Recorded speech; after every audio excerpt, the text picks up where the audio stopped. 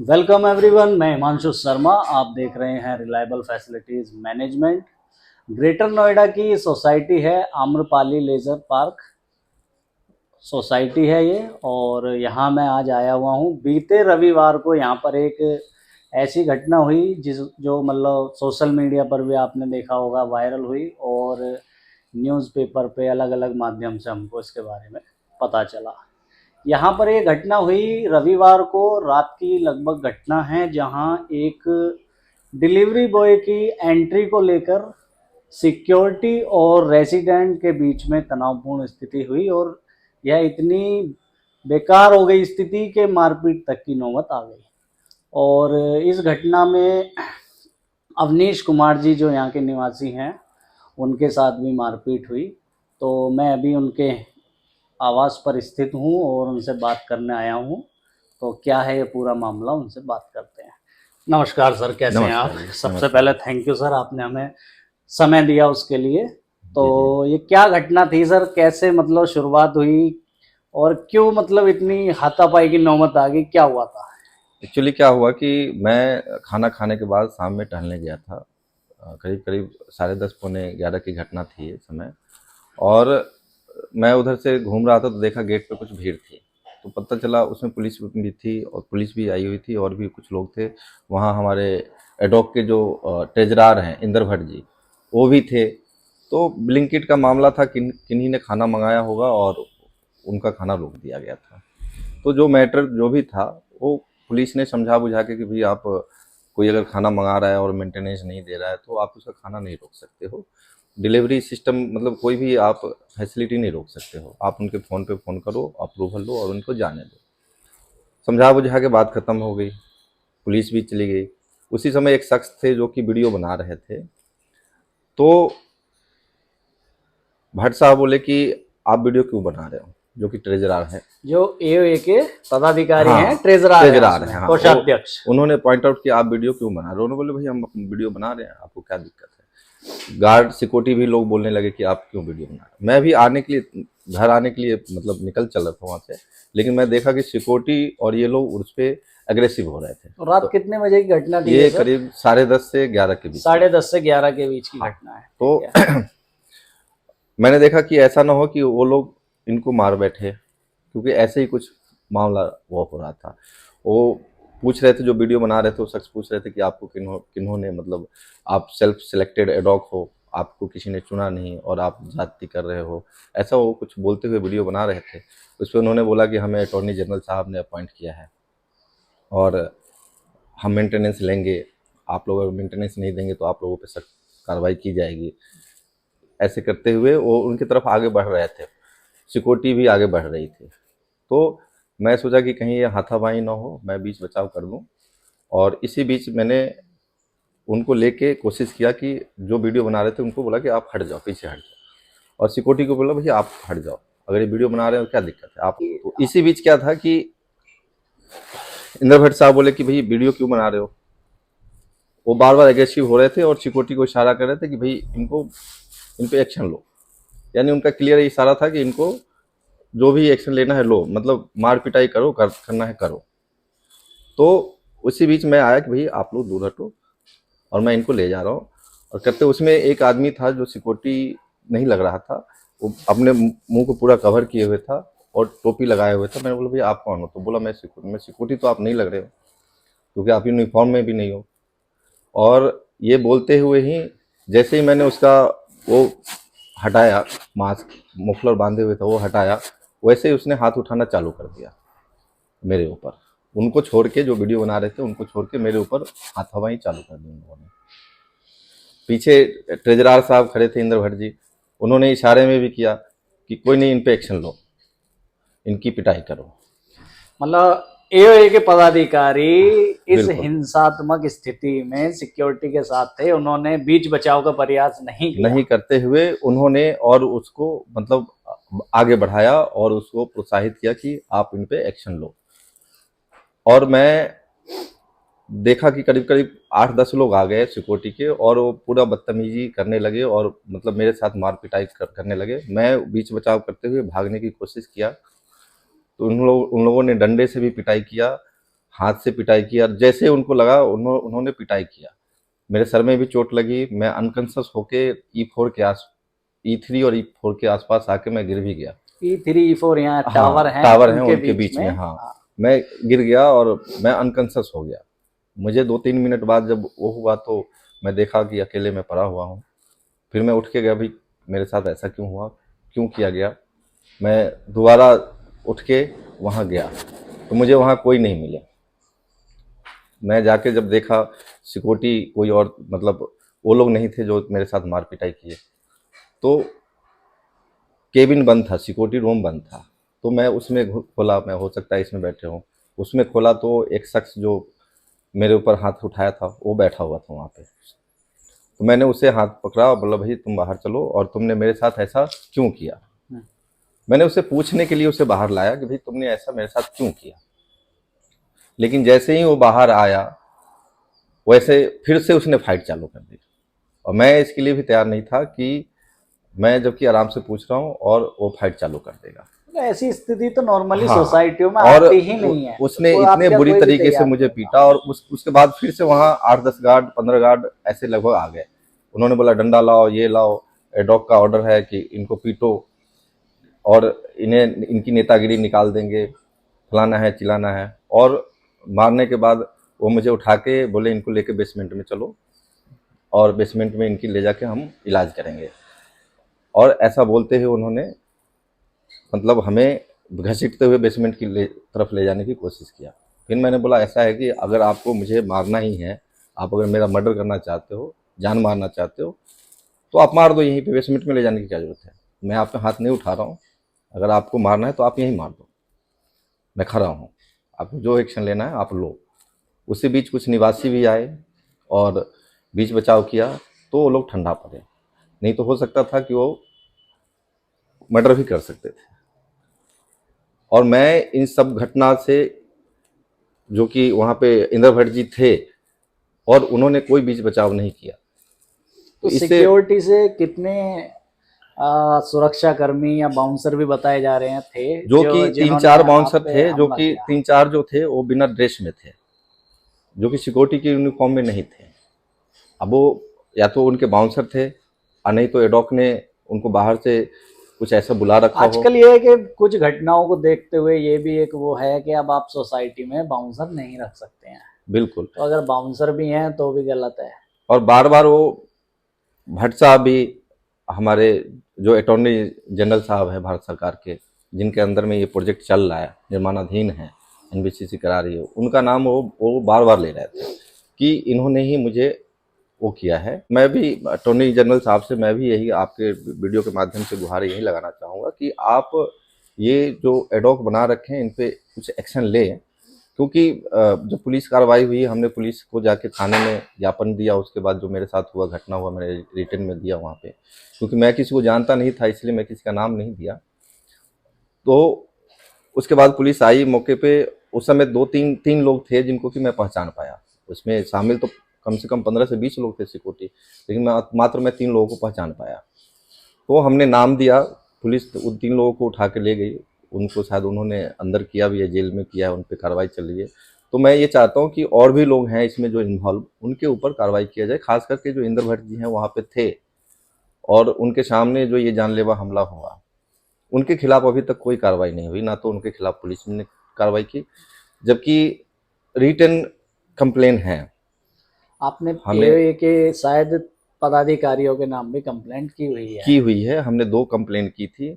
एक में हमने सिक्योरिटी का नाम, एओए का नाम भी डाला कि उनका भी जो रवैया था संदेहास्पद था।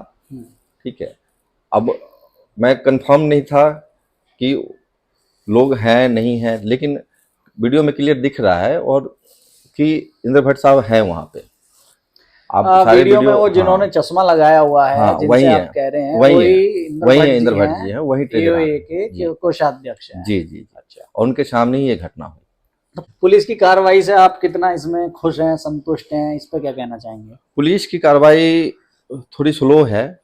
अब मैंने उनसे कल पूछा तो उन्होंने बताया कि 3 लोगों को वो अंदर जेल भेज चुके हैं, बाकी पे कार्रवाई जारी है, हम इंक्वायरी कर रहे हैं। बट अभी तक उन्होंने इंदर भट्ट जी पे कोई कार्रवाई नहीं किया है। और गार्ड भी कम से कम 15 से 20 गार्ड थे, इन्वॉल्व थे इसमें। कोई डंडा लेके आ रहा है, कोई कुछ लेके आ रहा है, कोई कुछ लेके आ रहा है, किसी गार्ड ने बीच बचाव करने की कोशिश नहीं की, जो कि बड़ा ही मतलब वो था कि ऐसा लग रहा था जैसे कि उनको इंस्ट्रक्शन प्राप्त हो, और जो कि दिया भी गया था। मेरे सामने ही इंद्र भट्ट जी बोल रहे थे कि भाई इनकी ट्रीटमेंट करो। तो उससे कि भाई अगर एक भी बंदा होता कि जो बीच बचाव करता तो शायद इतनी खराब नौबत नहीं आती। अभी इसमें सोसाइटी में सर कितने फ्लैट हैं, और अभी निर्माणाधीन भी है, आगे अंडर कंस्ट्रक्शन भी है? इसमें लगभग मेरे ख्याल से 1664 या कुछ ऐसे फ्लैट हैं जो कि फेज 1 में हैं। फेज 1 में ये तैयार है, जिनमें से कि 1000 या 1100 का एनबीसीसी ने हैंड ओवर दे दिया है। तो 1000-1100 में लगभग फैमिलियां रह रही हैं या खाली भी होंगे? मेरे ख्याल से 700 600 या 700 लोग परिवार यहाँ पे रह रहे हैं। 600-700। तो अभी जो ये एओए बनी हुई है, ये इलेक्टेड एओए है या एनबीसीसी की तरफ से किन्हीं नामों को लेके अपॉइंट कर दिया कि आप ही सोसाइटी चलाएंगे? ये कैसे अभी एओए चल रही है इधर? ये एनबीसीसी के थ्रू ही किया गया, अपॉइंट किया गया है। ये हम लोगों के मतलब यानी रेजिडेंस की तरफ से सिलेक्टेड एओए नहीं है। एनबीसीसी ने नाम मांगा होगा, इन्होंने अपने जाकर अपना नाम दिया, उनको एनबीसीसी ने मुहर लगा दी। किसी रेजिडेंस से नहीं पूछा कि आप इस पे इन लोगों से सहमत हैं या नहीं हैं, या ना ही तो कोई मीटिंग की किसी के सामने इनकी मतलब इनका सिलेक्शन हुआ। सिलेक्शन का आधार कुछ नहीं है, बस एनबीसीसी का मन हुआ, उनको बना दिया गया। इस में एक सबसे बड़ा क्वेश्चन मार्क ये भी आता है कि एनबीसीसी को भी अगर जो उनके सुपरविजन में प्रोजेक्ट हैं जहाँ पर वो कार्य कर रहे हैं, वहाँ एक इलेक्टेड बोर्ड को बनाना चाहिए जहाँ चुनावी प्रक्रिया वैसी ही हो as per UP apartment act 2010 जैसे नॉर्मल सोसाइटियों में होती है। जब ही जो बाकी के रेजिडेंट है उनका उन पर एक विश्वास आएगा। अभी ये जो मुख्य कारण है इस घटना का वो यही है कि एओए को बना के मतलब एक रेजिडेंट पे थोप देना। वो कहते हैं कि मनमाने तरीके से एओए को बना दिया गया है, जबकि इसके चुनाव होने चाहिए। दूसरा मुद्दा फिर मेंटेनेंस का आता है। मेंटेनेंस का सर अभी क्या स्क्वायर फीट के हिसाब से रेट है यहाँ पे? मेंटेनेंस इन्होंने अभी डिसाइड किया है और 2.25 पर स्क्वायर फीट। तो लगभग कितने ऐसे फैमिलियां हैं मतलब फ्लैट्स हैं जहाँ से मेंटेनेंस कलेक्शन हो रहा है, या कितने ऐसे फ्लैट हैं जिन्होंने मेंटेनेंस रोका हुआ है? ज़्यादातर लोगों ने रोका हुआ है। जो टेनेंट हैं वो दे रहे हैं क्योंकि उनकी मजबूरी है। उनका जैसे वो खाली करते हैं तो उनका गाड़ी रोक दिया जाता है कि पहले आप मेंटेनेंस दो, या उनके ऑनर को ये लगता है कि टेनेंट को हैं तो होना हो कल को मुझे देना पड़े, तो इसलिए वो दिलवा रहे हैं। अदरवाइज ज़्यादातर लोगों ने मेंटेनेंस नहीं दे रहे हैं, और उनका विरोध यही है कि बिना कोई मीटिंग के, बिना कोई कंसर्न का, बिना कोई बेसिक आधार का 2.25 मात्र सिर्फ हाउसकीपिंग और सिक्योरिटी। मेंटेनेंस जो जाता है वो किस नाम से किस अकाउंट में जाता है? वो सुप्रीम कोर्ट के अकाउंट में ही जाता है, एस्क्रो अकाउंट है। अच्छा, यहाँ कोई मतलब इंडिपेंडेंट वैसा अकाउंट नहीं है अपार्टमेंट ओनर्स एसोसिएशन का जैसे नॉर्मली सोसाइटियों में होता है? हाँ, नहीं है। तो मेंटेनेंस ना देने के पीछे क्या रीजन है सर? क्यों ज्यादातर लोग मेंटेनेंस नहीं दे रहे हैं या नहीं देना चाह रहे हैं? उनका कुछ विरोध ऐसा है कि वो दो चीज़ चाह रहे हैं कि एक तो जस्टिफाई हो सिर्फ दो सर्विस का, जैसे कि अभी पावर बैकअप नहीं है, लाइट जाने के बाद लिफ्ट की सर्विसेज बंद हो जाती हैं, लिफ्ट में लोग फंसे रह जाते हैं घंटों घंटों तक। अभी मैं भी एक इसमें शेयर करता हूँ। मैं जैसे ही अंदर सोसाइटी में आया था, एंटर करा था, तो नॉर्मली क्या किसी भी सोसाइटी में आप जाओगे सिक्योरिटी आपको रोकेगी, और आपकी गाड़ी पर अगर स्टिकर नहीं है तो अंदर भी नहीं आने देती है। तो मैं नॉर्मली अंदर आके अपना पूरा मैंने यहाँ पार्क किया और मैं सर के फ्लैट तक आ गया। तो ऐसी सिक्योरिटी होने का भी मुझे नहीं लगता कि मतलब है। बस ये है कि नंबर ऑफ गार्ड लगा दिए। सिक्योरिटी मतलब प्रॉपर सिक्योरिटी हो, गाड़ी पे स्टिकर नहीं है तो कोई भी रोक देता है, लेकिन यहाँ ऐसा था नहीं। दूसरा, जब हम लिफ्ट की तरफ आ रहे थे तो लिफ्ट बंद थी। गार्ड से मैंने सिक्योरिटी गार्ड से पूछा तो उसने कहा कि अभी लाइट वगैरह नहीं आ रही है। तो बैकअप में डीजी वगैरह पावर बैकअप की फैसिलिटी नहीं है, बिल्कुल नहीं है, नहीं है यहाँ पर। और कैसी क्या फैसिलिटी है जो सब नहीं मिल रही है? मात्र 2 फैसिलिटी मिल रही है, इसके अलावा सारी फैसिलिटी अभी बंद है। सिक्योरिटी, हाउसकीपिंग, बस 2 ही फैसिलिटी हैं, उसके अलावा कोई फैसिलिटी अभी नहीं है जो कि चालू है इनका। और सिर्फ 2 सर्विस का ही ये 2.25 ले रहे हैं। जिसका कि ये लोग विरोध कर रहे हैं कि इन 2 सर्विस का इतना नहीं होना चाहिए। या तो आप फुल सर्विस दो, जैसे कि क्लब हाउस दो, जिम दो, जो भी है, जो होता है आप दो। पावर बैकअप, सारी मेन तो चीजें पावर बैकअप है, तो जो कि फैसिलिटी हाँ, स्टाफ कितना अवेलेबल है अभी? मेंटेनेंस में भी स्टाफ होंगे यहाँ पर, मेंटेनेंस में मेरे ख्याल से इन्होंने 2-3 स्टाफ रख रखे हैं। टेक्निकल होंगे, टेक्निकल, हाँ, एक्चुअली प्लम्बिंग मेंटेन वगैरह। तो नॉर्मली कंप्लेंट वगैरह करते हो आप, कुछ भी तो होती हैं वो अटेंड नहीं होती हैं? थोड़ी बहुत अटेंड होती है, थोड़ी बहुत नहीं भी होती है। मेजर जो होता है वो नहीं होता है, जो नॉर्मल होता है वो हो जाता है। अब जैसे आपके फ्लैट में कहीं लीकेज सीपेज है, तो वो अभी भी नहीं हो रही है, हैंडल नहीं हो पा रहा है। अगर कहीं कुछ पानी लीकेज है, कुछ ऐसा है, तो छोटा मोटा या इलेक्ट्रिक की समस्या है तो भेज के करा दे रहे हैं।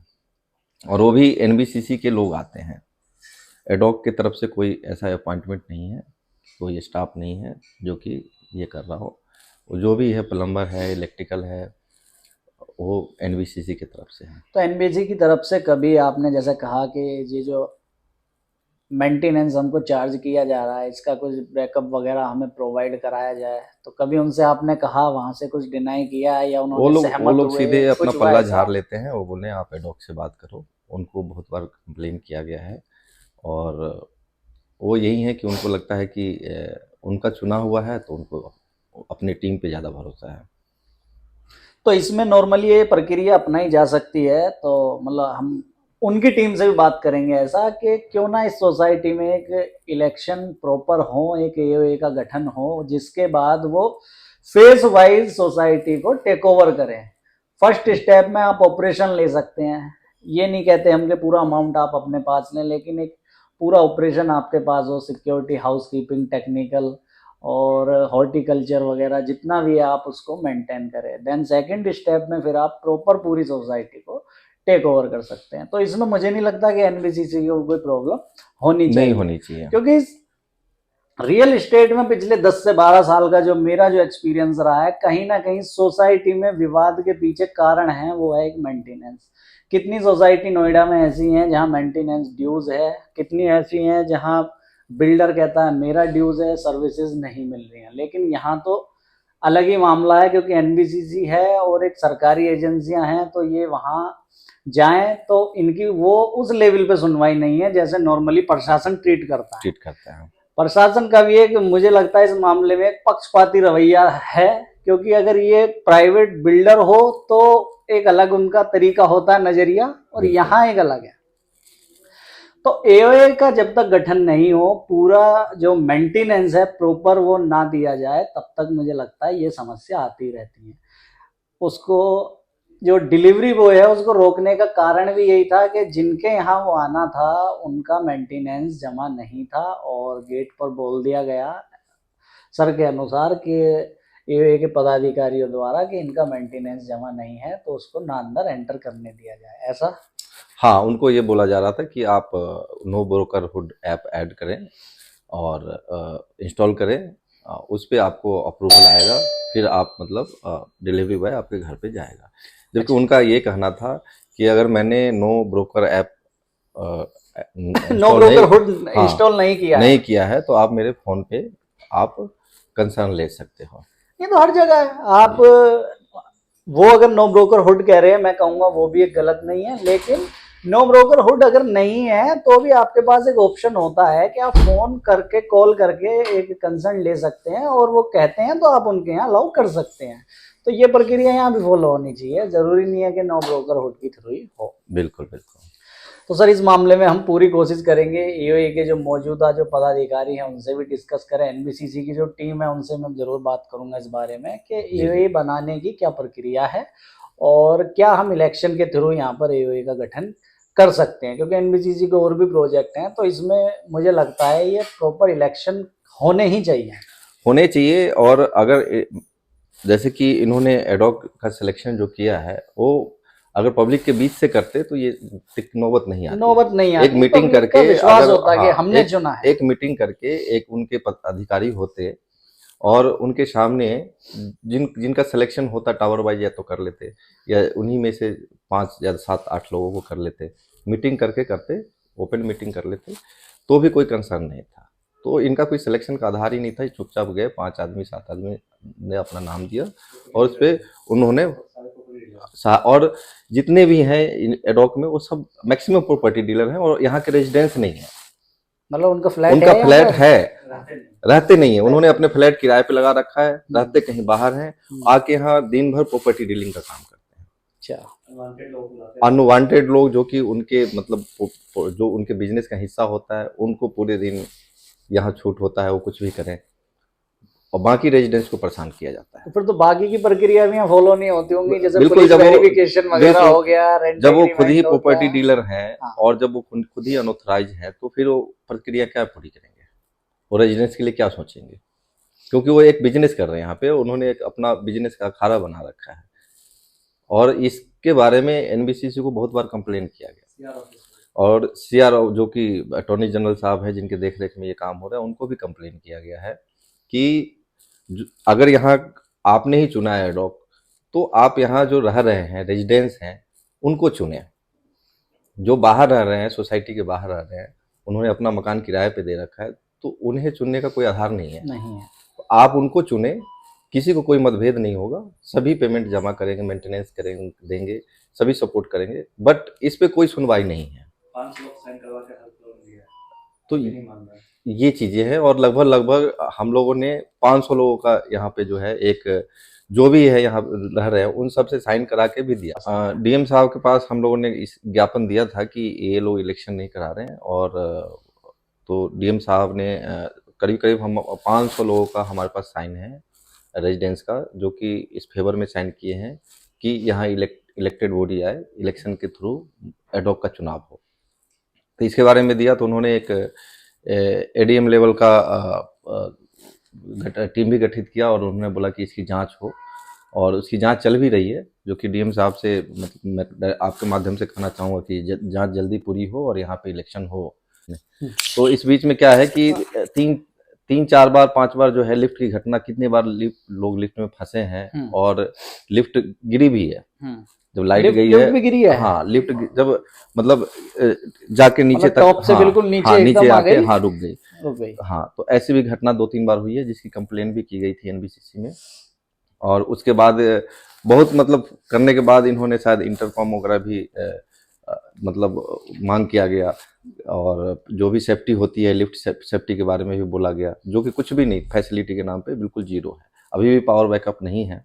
और हम लोगों का डिमांड है, हमने अथॉरिटी में भी कंप्लेंट डाला सभी लोगों ने, यहाँ के जो भी निवासी है, कि इलेक्शन हो, एडॉक बॉडी आए जो कि इलेक्टेड हो, लेकिन अभी तक इनके कान पे मतलब जो एनबीसीसी है और उनके कान पे बिल्कुल जोर नहीं रेंग रहे हैं कि इलेक्शन कराएं।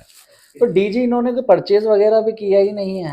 नहीं, डीजी वगैरह तो है यहाँ पर, डीजी है, उसमें इनका जो एनजीटी गाइडलाइन के अकॉर्डिंग, अच्छा गाइडलाइन के अनुसार अभी नहीं चला रहे हैं, और उनको जो कन्वर्ट करना है या सीएनजी तो में, हाँ पीएनजी सीएनजी में कन्वर्ट करें, तो उसका मामला पेंडिंग है, पॉल्यूशन की वजह से उसको नहीं चला रहे। हाँ, बाकी नॉर्मली वैसे है फैसिलिटी, हाँ फैसिलिटी है, तो वो फैसिलिटी अभी चालू नहीं हुई है। हाँ, 1 साल लगभग होने जा रहा है हैंड ओवर का और अभी तक ये फैसिलिटी चालू नहीं हुई है। तो इसमें आईएफएमएस वगैरह भी जमा है सभी का? ये हम लोगों ने ऑलरेडी पहले ही आम्रपाली को जमा कर रखा है और कोर्ट रिसीवर ने भी लिया है, लेकिन उस फंड का भी कोई जिक्र नहीं है, कोई जिक्र नहीं है। अप्रोक्स कितना अमाउंट होता होगा ये आईएफएमएस के? हाँ, 4 मेरे को लग रहा है शुरुआत में ही ले लेते हैं। हाँ, ये हम लोगों से आईएफएमएस के नाम से 28,000 कुछ रुपए जो है एडवांस में ही लिया गया था, शुरुआत में सभी से लेते हैं। हाँ, इलेक्ट्रिसिटी ड्यूल मीटर का 25,000 और 28,500 आईएफएमएस के नाम पे हम लोगों ने जमा कर रखा है। इलेक्ट्रिसिटी मीटर जो है वो अभी जो एनपीसीएल है उसकी तरफ से है या अभी जो सिंगल पॉइंट कनेक्शन ही है? नहीं, ये एनपीसीएल के थ्रू है, जो कि हम लोगों ने अप्लाई किया, मल्टी पॉइंट कनेक्शन यहाँ पे लग चुके हैं। ठीक है, तो ये तो एक और राहत है थोड़ी, ये राहत है जो कि हम लोगों को मतलब लाइट नहीं जा रही, नहीं तो ये यहाँ भी परेशान करते हैं हमें ये एडॉक वाले, तो ये राहत है हम लोगों को। एओए के पदाधिकारी जो उसमें सम्मिलित थे उन पर कार्रवाई के लिए अभी क्या मांग करते हैं आप? होनी चाहिए उन पर? क्या बिल्कुल कार्रवाई होनी चाहिए। इंद्र भट्ट जी थे उस समय और वो चाहते तो ये घटना नहीं होती। ये जो जानलेवा हमला हुआ, अभी मैं जाके सीटी स्कैन भी कराने जा रहा हूँ, जो कि अपना ट्रीटमेंट कराने जा रहा हूँ, तो पता नहीं क्या है, तो हो सकता था इस हमले में जान भी जा सकती थी हमारी, और ये जानलेवा हमला उनके इशारे पे ही हुआ है, जो कि मैं क्लियर कहना चाह रहा हूँ, और वीडियो फुटेज में आपको क्लियर दिखेगा भी। देखिए, नहीं वीडियो हमने ठीक है। देखी है, सबने देखी है, और इस मामले में हम एओए के जो पदाधिकारी है कोशिश करेंगे उनसे भी बात करने की।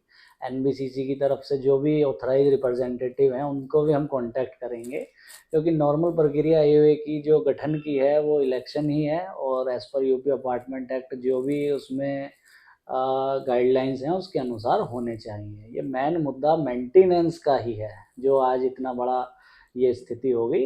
इन फ्यूचर भी सोसाइटी में कुछ लॉ एंड ऑर्डर इस तरह का ना बिगड़े, ना हालात ऐसे हों, तो इस पर हमें चर्चा करके इसको समाधान की तरफ ले जाना चाहिए। तो sir thank you so much, आपने हमें धन्यवाद सर। समय दिया, और वीडियो को मैं कहूँगा सभी से कि ज़्यादा से ज़्यादा इसको शेयर करना, ताकि हमारी जो ये बात है जो प्रशासन है वहाँ तक पहुँचे, और संबंधित अथॉरिटी को तो मैं शेयर करूँगा ही, जैसे डिप्टी रजिस्ट्रार साहब हैं जी। मेरठ, उनको भी जाएंगे, और एनबीसीसी की तरफ है उनको भी हम करेंगे, कोशिश करेंगे कि एक आसान एक ऐसा रास्ता निकले जिसमें सभी को विश्वास आए कि बिल्कुल। सोसाइटी में आप खास चुनाव करके की जो प्रक्रिया है वो भी हो, उसके लिए भी हमें ज्ञापन देने की कोशिश करेंगे। ठीक है सर, थैंक यू चलिए, thank thank you you so sir. Much.